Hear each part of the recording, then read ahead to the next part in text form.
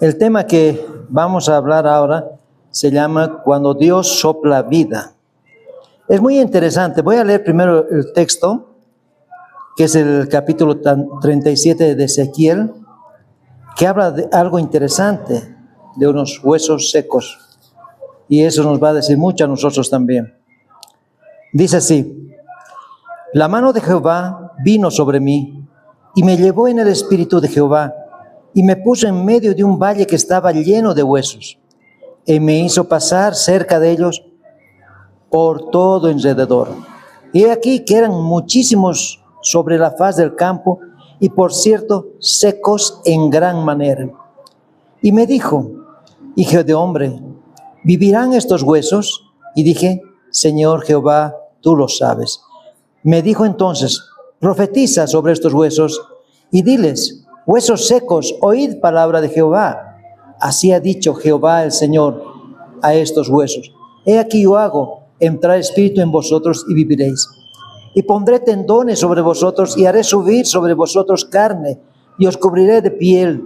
Pondré en vosotros espíritu y viviréis y sabréis que yo soy Jehová. Profeticé pues como me fue mandado. Y hubo un ruido mientras yo profetizaba. He aquí un temblor y los huesos se juntaron, cada hueso con su hueso. Y miré, y he aquí tendones sobre ellos, y la carne subió y la piel cubrió por encima de ellos, pero no había en ellos espíritu. Y me dijo: profetiza al espíritu, profetiza, hijo de hombre, y di al espíritu: así ha dicho Jehová el Señor. Espíritu, ven de los cuatro vientos y sopla sobre estos muertos y vivirán. Y profeticé como me había mandado, y entró espíritus en ellos y vivieron, y estuvieron sobre sus pies un ejército grande en extremo.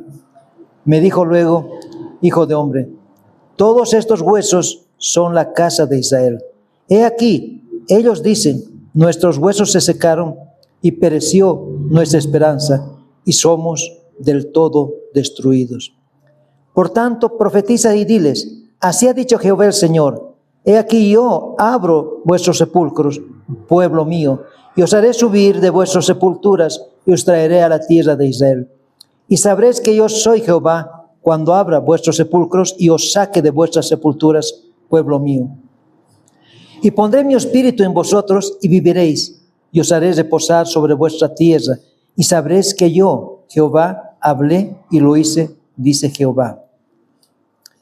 Este texto, como podemos ver, es algo pareciera fantasía, pero el Señor tiene poder para todo. Cuando vamos mirando el texto y nos imaginamos lo que pasa, en su contexto histórico, por ejemplo, en la situación del profeta Ezequiel, que estaba durante el exilio babilónico de Israel, ¿no? Era un exilio donde habían escapado, pero estaba preocupada la situación, y donde Israel había perdido todo. Era más o menos el año 586 a.C.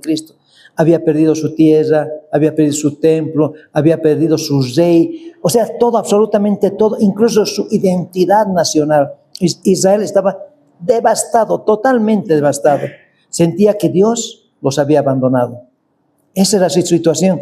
En Ezequiel 37:11, como hemos leído, dice, ¿no? Nuestros huesos se secaron y pereció nuestra esperanza. O sea, ya era un pueblo que ya no tenía esperanza. Estaba en una situación muy, muy complicada el pueblo de Israel.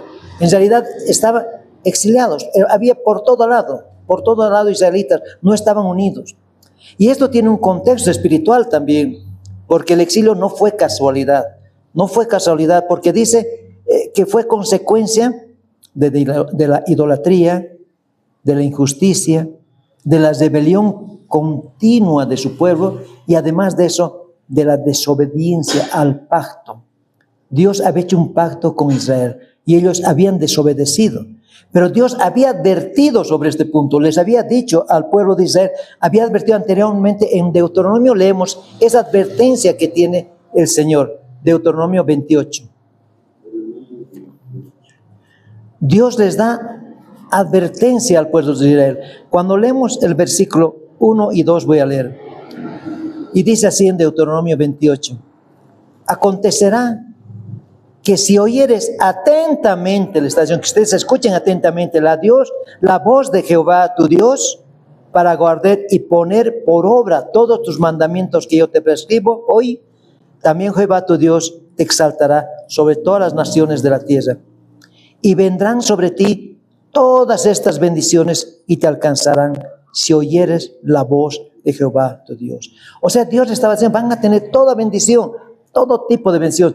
Tu tierra va a crecer, va a haber buena producción, tus hijos van a ser bendecidos. Todas las bendiciones que aquí tenemos en Deuteronomio 28 son muchas, ¿no? Pero también tiene maldiciones a la desobediencia. Y eso ellos, los israelitas, sabían esa situación.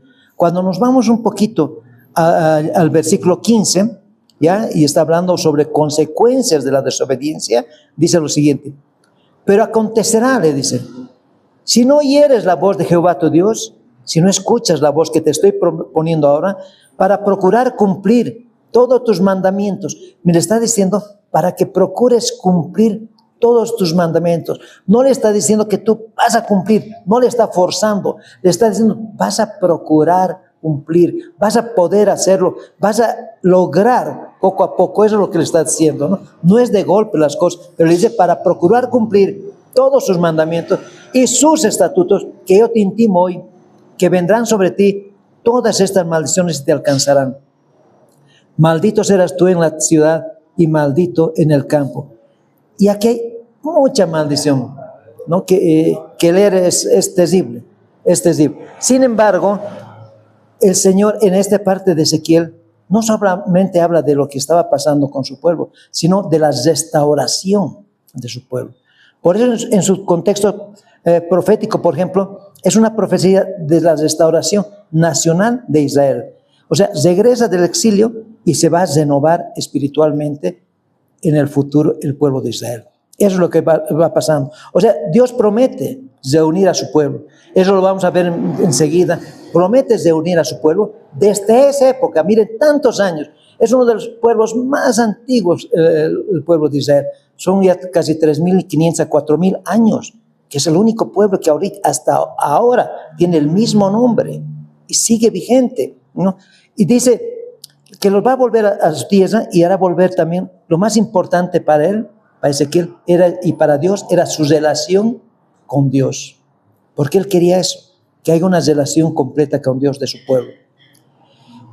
También habla de un significado del valle en su cultura hebrea, un valle lleno de huesos. ¿Qué quería decir? Quería decir un ejército vencido, un ejército muerto, un ejército terriblemente desolado.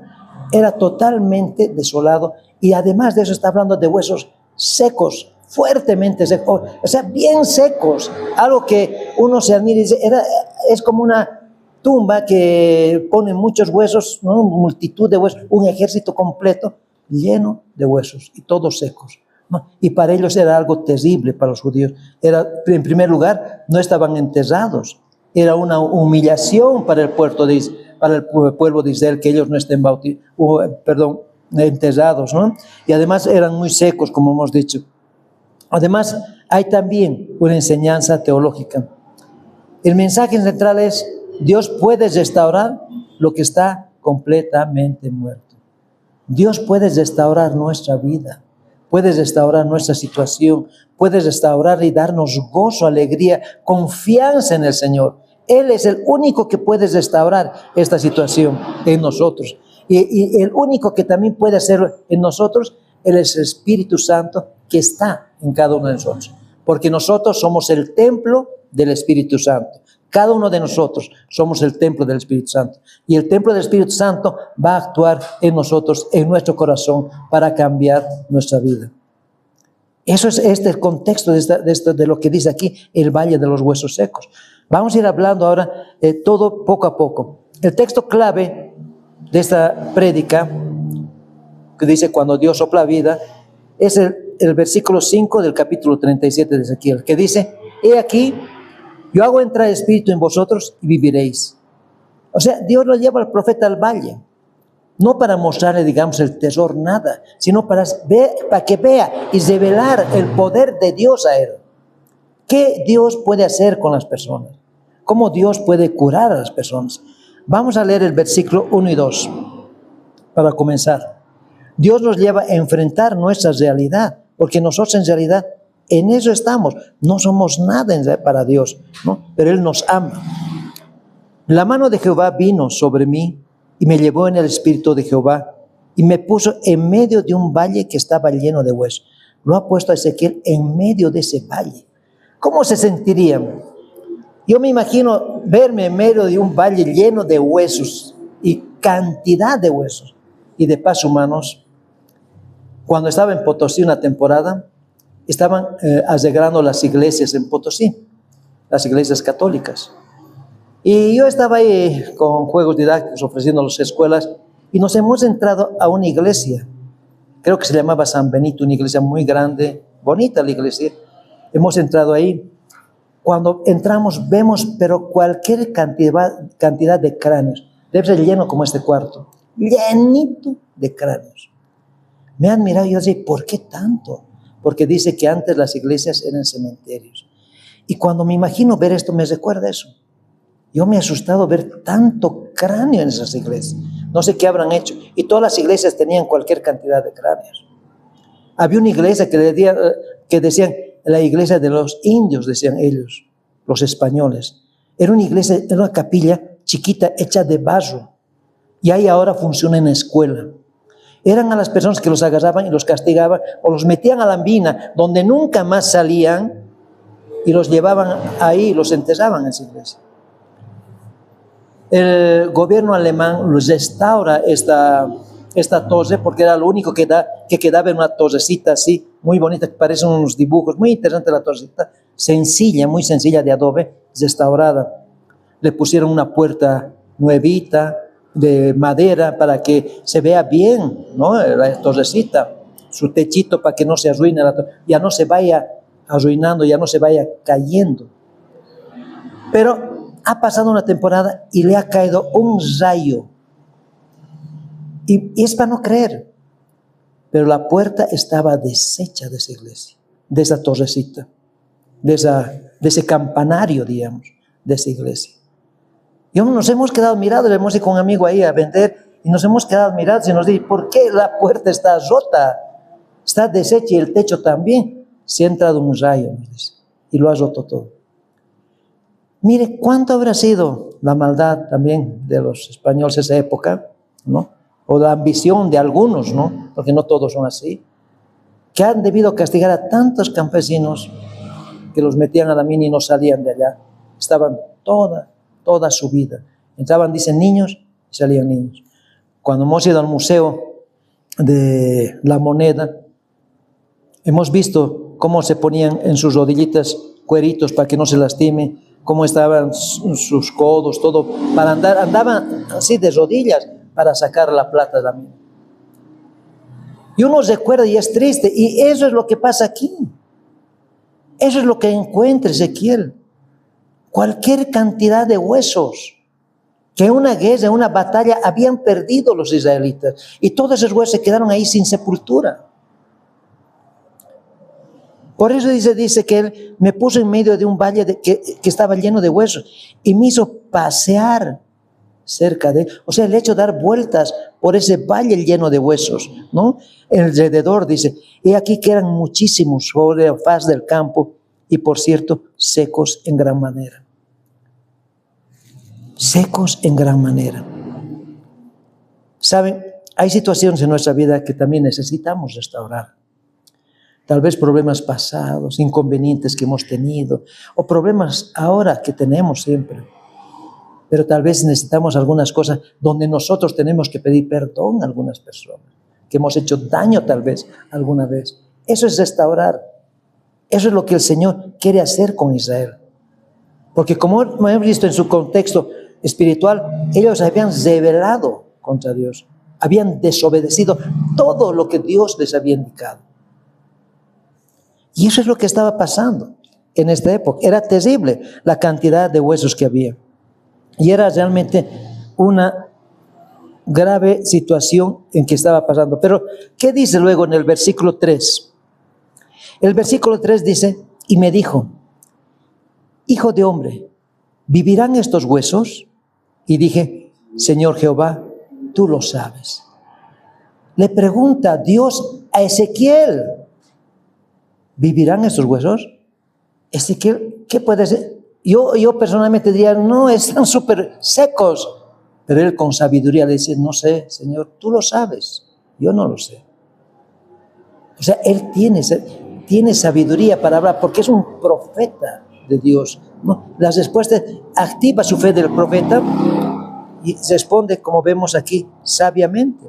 Señor Jehová, tú lo sabes. Eso es muy importante. Él se conoce la soberanía de Dios, el poder de Dios. O sea, el profeta Ezequiel sabía cómo era Dios con su pueblo. Versículo 4, vamos leyendo, voy a leer del 4 al 7.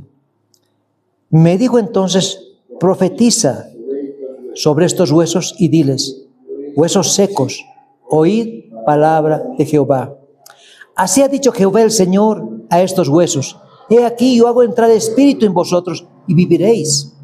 Y pondré tendones sobre vosotros y haré subir sobre vosotros carne y os cuidaré y les cubriré de piel. Y pondré en vosotros espíritu y viviréis y sabréis que yo soy Jehová. Profeticé pues como me fue mandado. Y hubo un ruido mientras yo profetizaba. Y he aquí un temblor y los huesos se juntaron, cada hueso con su hueso. ¿Cómo se quedaría Ezequiel al decir cuando Dios le dice profetiza? O sea, habla con estos huesos, diles.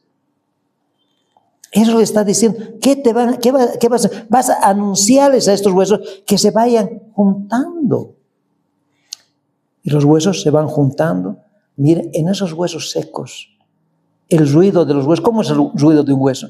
¿Alguna vez le han dado a un pedacito del hueso de lejitos? ¿Cómo suena? Como una piedra, ¿no ven? Suena fuerte, ¿no? Y miren, imagínense, tanto hueso que se va juntando, por eso dice, un terrible ruido. Hubo un ruido mientras yo profetizaba.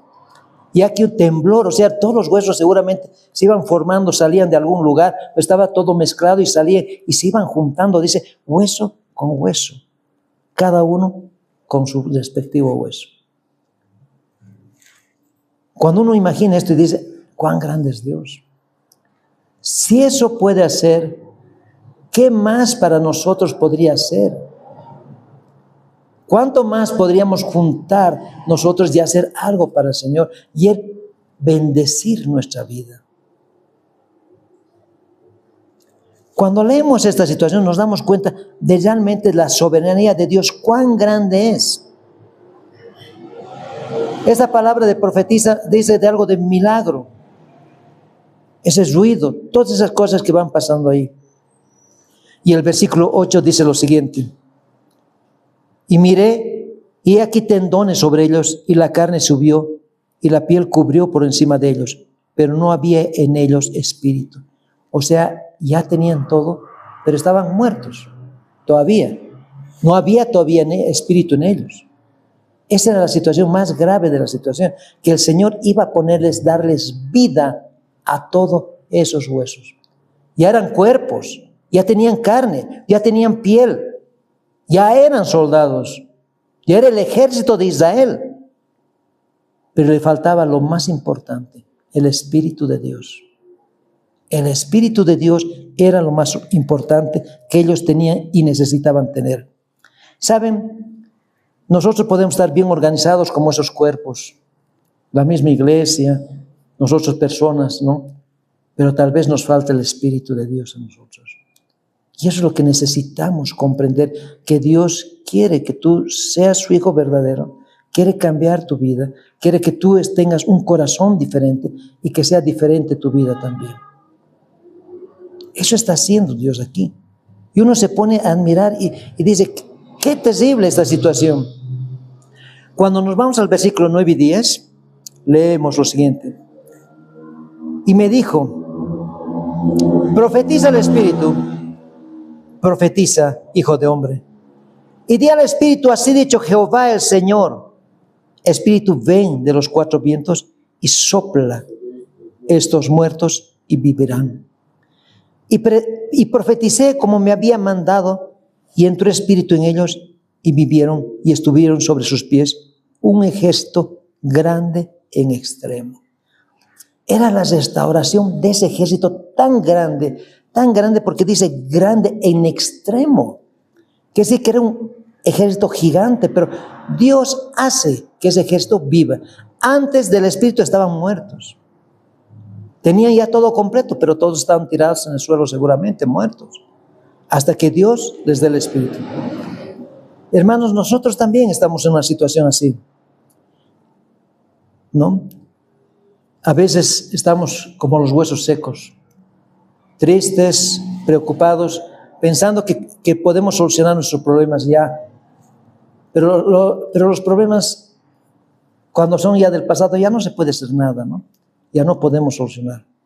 Unos amigos me decían, unos hermanos allá en los centros penitenciarios, esto me ha pasado. Yo les digo, pero ahora es nueva vida, porque Dios les da nueva vida. Lo ha pasado, ya no existe. Ahora es el problema, ahora es la situación, ahora es lo mejor que Dios te ha dado, otra oportunidad de vida. Eso es lo que el Señor hace con nosotros. A cada uno de nosotros nos da una nueva oportunidad de vida. O sea, una restauración de nuestra vida. ¿Y qué es esa restauración? En esa restauración, cuando nosotros estamos en la restauración, ya nos comienza a ir mejor, estamos más tranquilos de corazón, tenemos paz en nuestra vida, el trabajo va mejorando poco a poco. Y ¿sabes qué? Dios te va bendiciendo día a día, porque eso es lo que hace aquí. Pero siempre Dios está primero. Dios sabe nuestras necesidades de cada uno de nosotros. El Señor está primero. Eso es lo importante acá.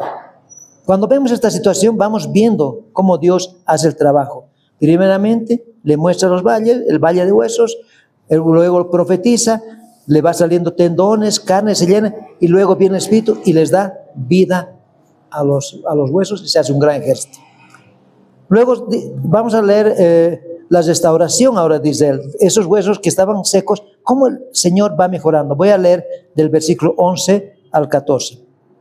Primero el 11. Me dijo luego, hijo de hombre, todos estos huesos son la casa de Israel. He aquí ellos dicen, nuestros huesos se secaron y pereció nuestra esperanza y somos del todo destruidos. Mire, eso es lo que representa esta situación, que todo estaban huesos secos y estaban destruidos. O sea, son personas totalmente agotadas, tal vez ministerios desanimados o personas fragmentadas. A veces tenemos situaciones terribles en nuestra vida, como les digo, pero Dios es la esperanza más grande para cada uno de nosotros. Dios hace la obra completa en nuestro corazón. Y eso es lo que hace aquí. Cuando leemos el 12 dice, por tanto, profetiza y diles, así ha dicho Jehová el Señor, he aquí yo abro vuestros sepulcros, pueblo mío, y os haré subir de vuestras sepulturas y os traeré a la tierra de Israel. O sea, ya les está dando una esperanza.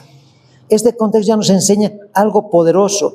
Dios lleva al valle a Ezequiel, pero le muestra su poder restaurador, porque dice, aquí yo abro vuestros sepulcros.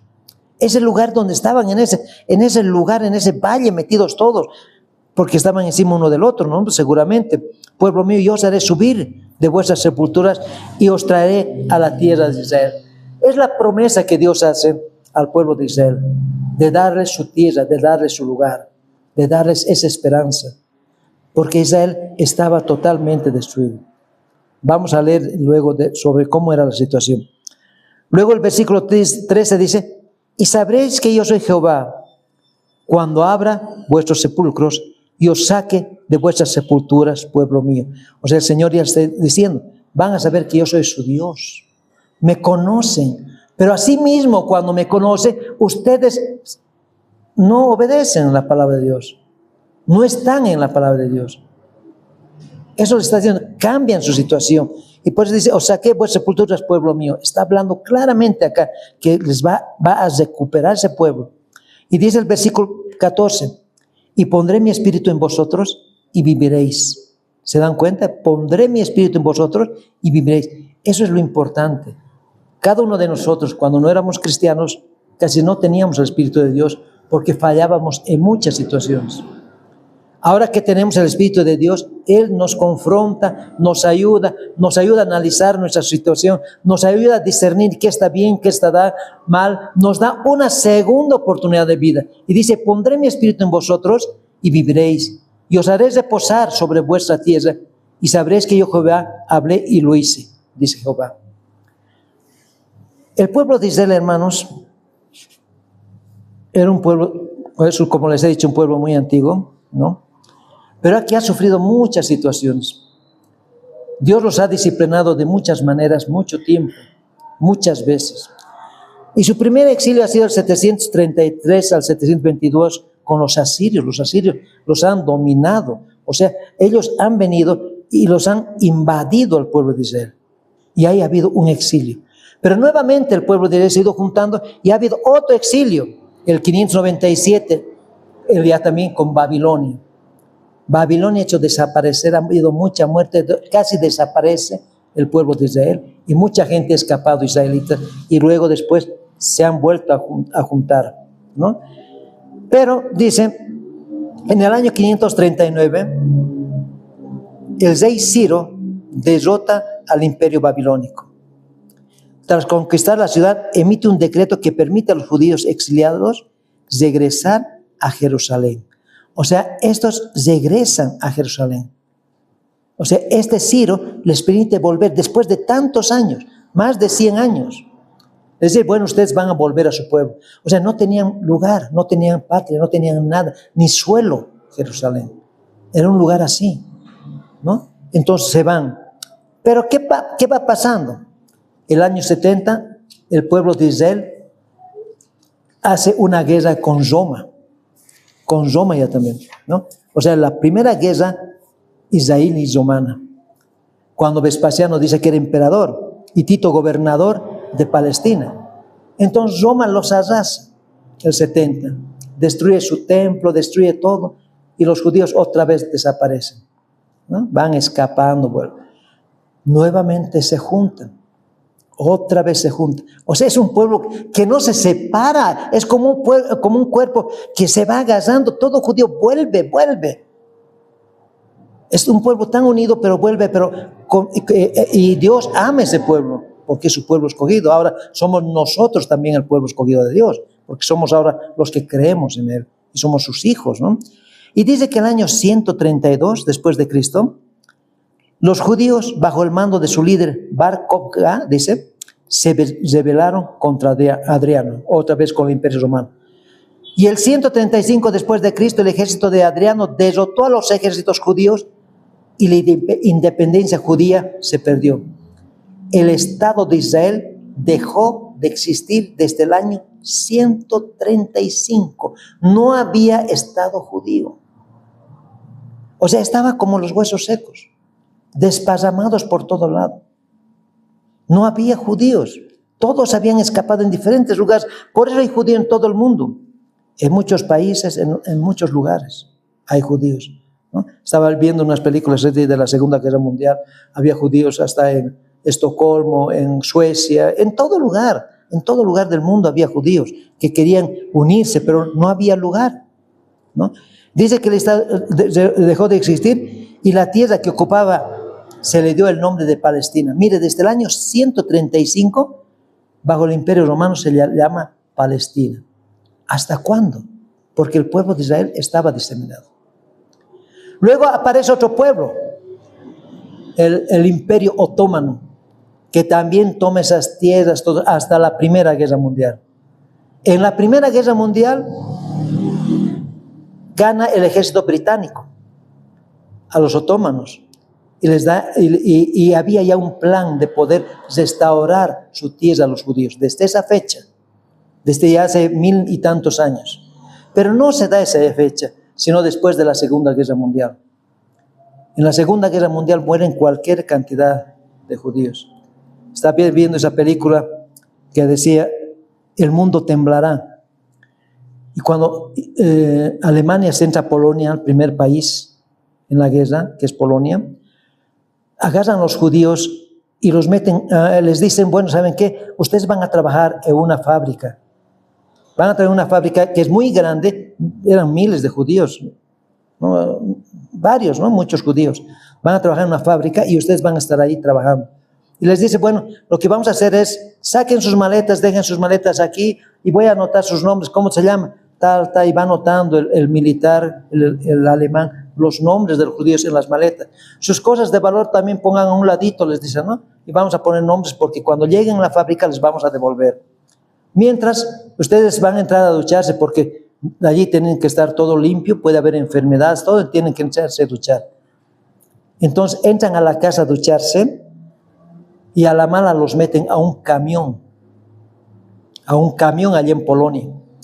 Era un camión grande, pero donde salía del escape el humo del diésel y lo enchufan a la cabina donde está la gente ahí adentro del camión. Y el camión va a dar una vuelta larga y vuelve al lugar, ¿no? Y cuando abren, todos muertos. Uno creo que había vivo y le dice, tú eres aguantador, y lo matan, ¿no? Y ahí se ve el primer entierro de los judíos. En un hueco, en una fosa que los mismos judíos van colocando los huesos. Y había un judío que vive hasta la fecha que ha habido esta situación del juicio de Nuremberg en 1946, creo que era. Y él es el que entierra. Cuando están enterrando a todos, ve a su familia ahí muerta en ese camión. Llora gravemente el judío y es muy triste ver eso, pero eso es real, ha sido real. Y desde esa guerra comienzan ya a ver, en la Organización de las Naciones Unidas comienza a ver un espacio para Israel. Y recién la Palestina se divide. ¿No? Dice en 1947 había sido la ONU, aprobó un plan y partición de Palestina. O sea, se vuelve un estado independiente. Un año después, el 14 de mayo de 1948, el primer ministro israelí David Ben Gurión proclamó el establecimiento del Estado de Israel. ¿Después de cuántos años? 1900 años que Israel no tenía tierra. Era un pueblo que vivía por todo lado. Recién en 1948 se restaura esa nación que tenía más de 3.500 años. Todos estaban exiliados. Y esta promesa aquí se cumple, porque dice, y sabréis que yo Jehová hablé y lo hice, dice Jehová. Cuando nos vamos a Isaías 66:8, vemos, ¿quién oyó cosa semejante? ¿Quién vio tal cosa? ¿Concebirá la tierra un día? ¿Nacerá una nación de una vez? Pues en cuanto Sión estuvo de parto, dio a luz sus hijos. Está preguntando, ¿nacerá una nación?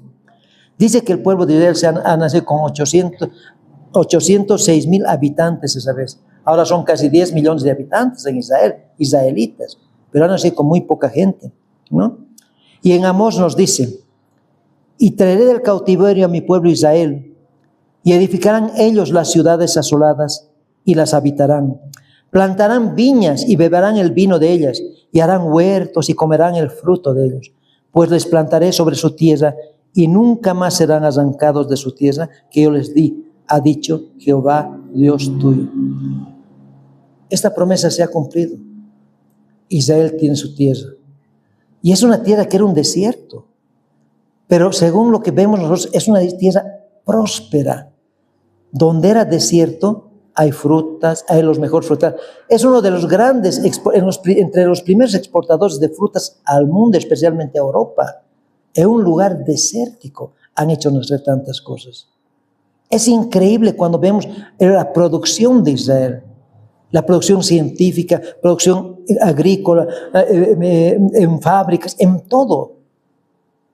La mayoría de los premios Nobel, cuando vemos, son israelitas que han ganado los premios. O sea, Dios les da sabiduría, les ha dado todo, ha cumplido lo que está diciendo. Ahora hay otra guerra que está comenzando a aparecer con Israel.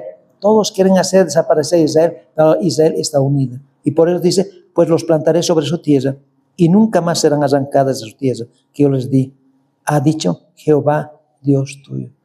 Esa tierra de Israel va a seguir, porque nunca más como dice su palabra, se va a deshacer. Uno va pensando en lo que Dios ha hecho. En ese lugar donde estaban todos como huesos secos, desparramados por todo lado. Muchas veces Israel ha estado así por su desobediencia que ha pasado, para las cosas que ha cometido. Pero Dios los volvía a restaurar, volvía a restaurar. Y es así como nosotros también nos quiere el Señor. Nos ha pasado muchas cosas, pero quiere restaurarnos en toda situación. Y eso es lo que va a hacer también en nuestra vida. Dios nos va a restaurar en su palabra, en nuestra situación económica, en nuestra situación sentimental, en nuestra vida completa. Dios es poderoso, Él lo va a hacer todo lo que necesitamos para nuestra vida, porque Él nos ama y Él ha muerto en la cruz del Calvario y somos ahora sus hijos, hijos de Dios. Amén. Amén. Vamos a orar. Bendito Señor, te agradezco por tu palabra, Padre. Así como tú has, Señor, restaurado Israel, vas a restaurar también nuestras vidas, Padre Santo. Nos vas a ayudar a seguir adelante, Padre. Gracias por tu palabra, Señor. Gracias porque comenzamos a comprender cuán grande eres tú, Señor. Cuán soberano eres tú, Señor. Gracias, Señor, por todo lo que haces. Gracias, Padre mío, porque todo lo que tú haces es para bien. En nombre de Jesús te agradecemos, Señor. Amén. Amén, hermanos.